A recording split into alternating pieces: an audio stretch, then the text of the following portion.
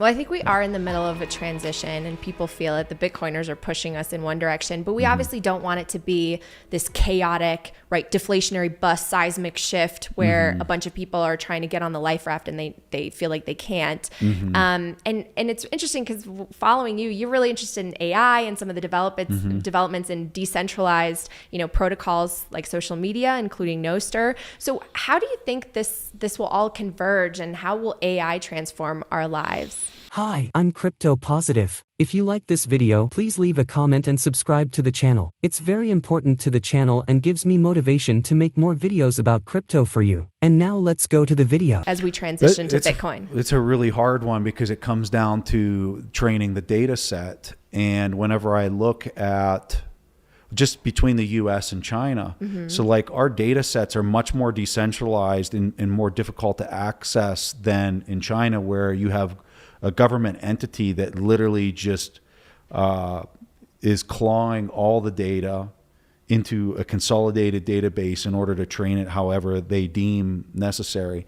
Now, I think the Achilles heel of that is who's ever sitting at the top of that's choosing how to train that plethora of data relative to the more compartmentalized type data that you have here in a free, I'm using air quotes, a free and open marketplace.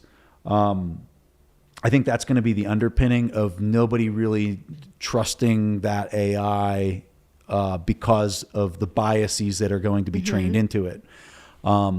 That's crazy to think about, that this artificial intelligence will also have a bias and we're going to have to pick between AIs, essentially. Big time. It is going to, depending on how it's trained and depending on what the interests are of the people that are training that, because I can tell you from a data standpoint, the data set that they're going to be able to pull over in countries like China are going to be massively, like way bigger than the US. At least that's what I suspect.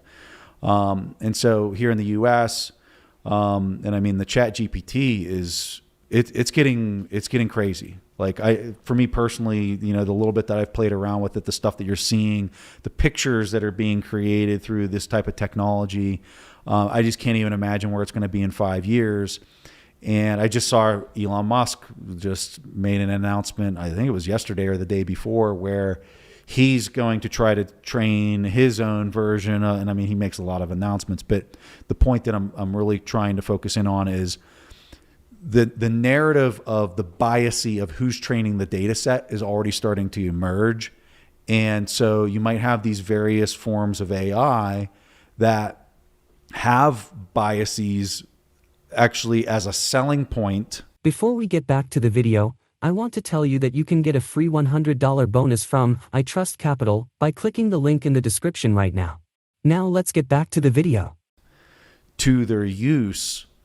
And I just don't know what that looks like. I don't know if that's good or bad. I know. We're in totally uncharted territories. And then how does it relate back to Bitcoin and free and open speech like Nostr and stuff like that? Right.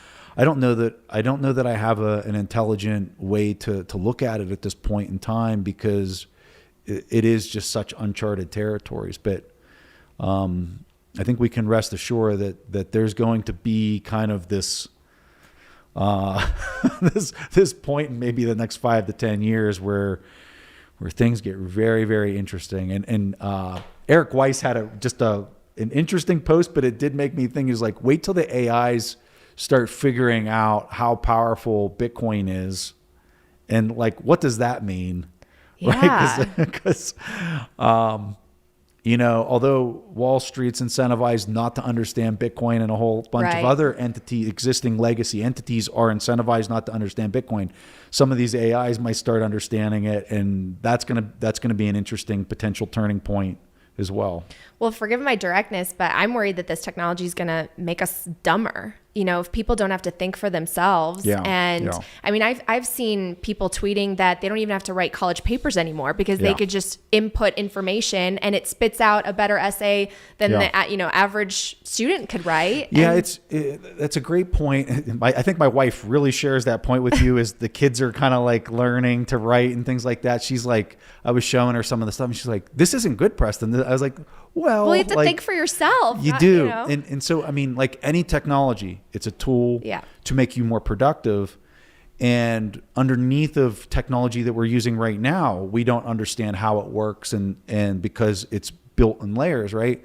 So here's a counter argument to that is like you can go to AI and you can be like, hey, I want, you could pull up some type of obscure thing. Give me some sources on this obscure topic, right? And it'll provide 3 sources and be like, give me 5 more. And it'll give you 5 more. And it'll be like, help me understand in any of these sources where it talks about this particular thing. Like, can you find me a quote that it talks about this particular thing? It'll provide 10 quotes. And then you can be like, oh, what page number is that quote from? And it'll tell you. Like in the past, the amount of time that you would have to spend plowing through resources to just uncover one quote that matches maybe an argument that you're trying to make in the research is how I think it's going to be extremely powerful for people conducting research and being able to tie together obscure things that like the time suck there from a researching standpoint is just unbound. Like that would take you months and now you can literally do it in minutes. That's a really profound thing with AI that I'm really personally excited about.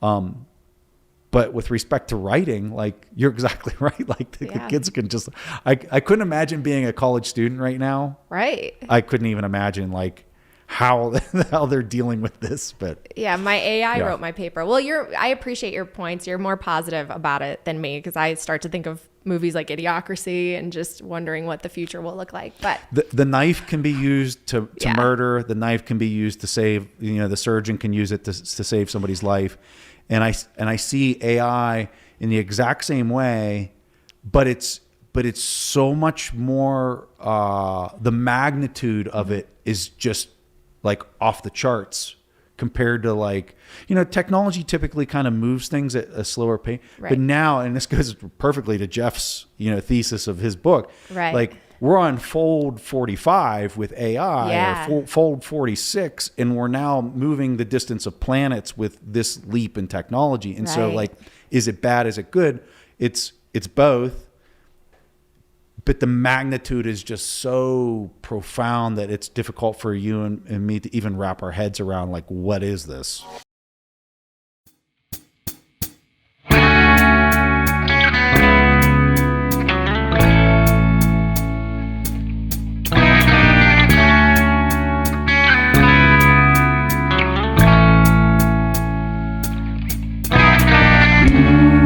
Пустой зал, ожидание вокзала. Стою и смотрю куда-то в сторону перрона.